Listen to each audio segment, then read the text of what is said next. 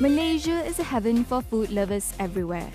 From our classic nasi lemak to award-winning laksa, there is nothing that can't satisfy our taste bud here. But our food paradise is also given another title. Masalah obesity sedang meningkat di Malaysia dan berada pada tahap yang amat membimbangkan. The fattest country in Southeast Asia. In this episode of The Society with me, Farhana, we will uncover the obesity epidemic that has hit our food-loving nation.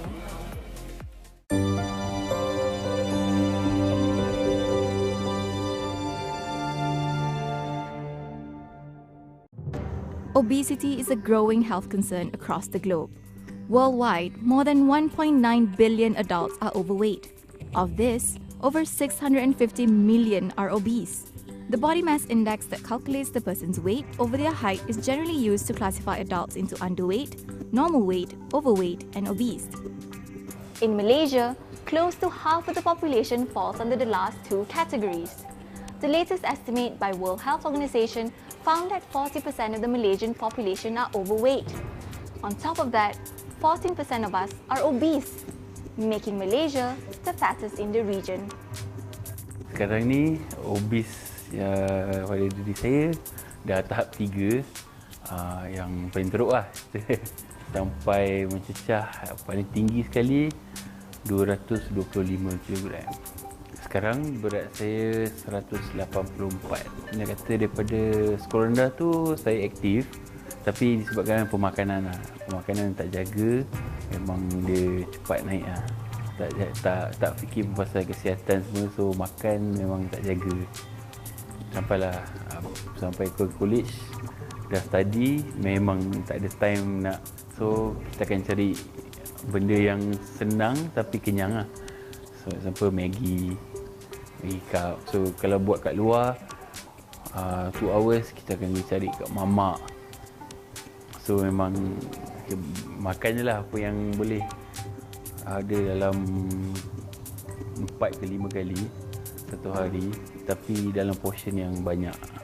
Mi goreng memang saya punya favourite. Ayam, saya boleh makan semua jenis ayam. Air manis, semua jenis air lah saya boleh minum dan tak jaga lah. Ataupun saya makan lauk, kan lauk tu akan banyak, jadi lauk kari semua saya akan makan banyak sampai saya kenyang. Kenyang yang overloadnya. The environment we live in today, yeah, Malaysia is known as a food heaven, so we are actually spot for choice. The syndrome of eating out among Malaysians is very serious now. I mean, because we spend half our meal outside the home, which means that whatever we eat, we don't have control on. You see, if you order mi goreng, what comes, that's what you eat, right? You can't, even if you tell them to cut down the salt or cut down this fat, it's still there. So diet is number 1 still. Number 2, of course, a lot of people talk about us being physically inactive, which is true. Most studies in Malaysia shows that Malaysians are sedentary. So the two actually, we eat far too much and we are sedentary. So the end result is, of course, you're going to have positive energy balance, and over the years, that's what we are seeing. Malaysians are getting bigger and fatter. Daripada kecil saya memang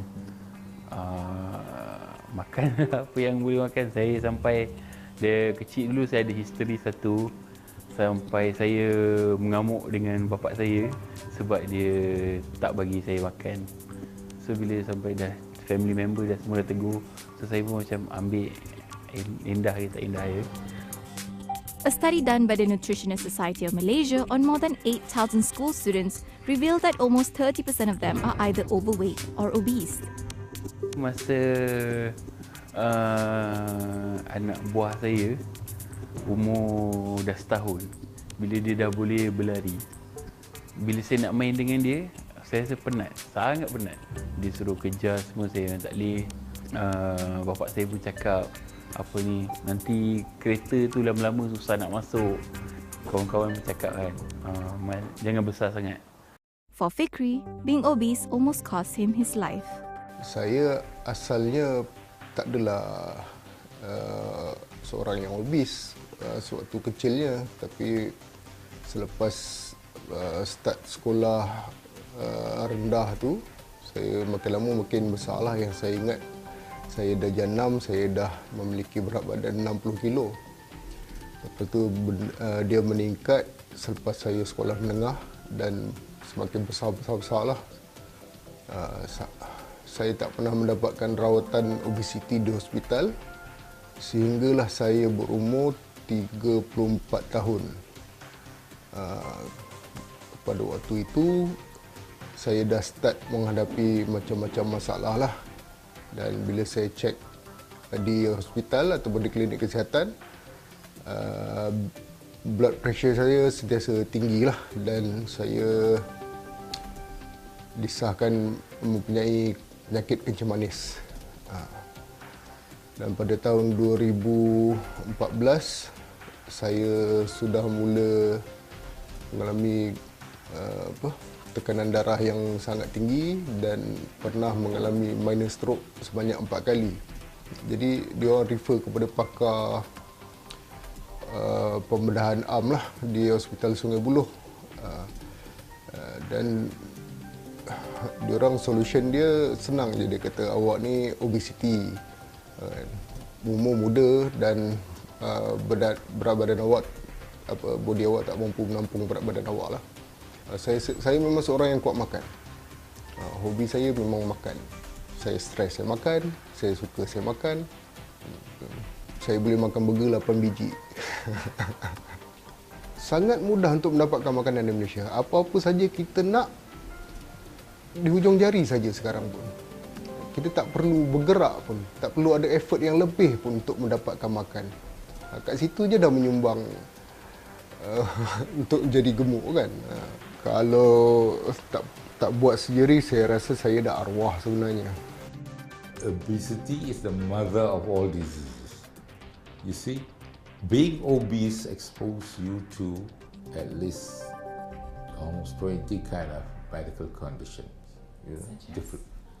Yeah, diabetes, hypertension, dyslipidemia, insulin resistance, sleep apnea. These are very serious when you're big, you know. And then other factors like coronary heart diseases, osteoarthritis, gout, yeah. And for women, beware, is many type of cancers are caused by being just overweight and obese. So a lot of things, a lot of people don't take or pay heed is because when one die, you are not, the certificate are going to say you die because you're obese. That's why people don't care. This is the problem. You have to change your mindset. Obese, it's not in your certificate, but you die of heart disease or diabetes or what. But if you look at those people, they are actually obese. According to the Economic Intelligence Unit, Malaysia bears the highest overall cost for obesity among ASEAN countries. Malaysia spends an alarming 10 to 20% of the country's healthcare expenditure in treating obesity. The total cost of obesity in Malaysia lies between 17 to 30 billion. This is equivalent to about 2% of the country's GDP. Nak kurus ni susah. Dan bila kita dah memiliki berat badan yang sangat tinggi, sangat banyak jumlah dia, kita nak exercise pun ambil masa. Lepas tu buat tak kurus-kurus. Jadi benda tu bagi impact negatif lah. Jadi kita tinggal. Jadi solution yang kita ada untuk menyedapkan hati kita tu makan. Bila dah sakit tu baru rasa kita kena berubah lah. Over the years, the government has come up with many initiatives to fight the prevalence of obesity in Malaysia. In the recent budget 2019, the government proposed to introduce an excise duty on sweetened beverages starting from the 1st of April 2019. While a tax on sweetened drinks might help Malaysians consume less sugar, What about our habit of overeating? It's okay to provide food 24/7 because that is Malaysian culture.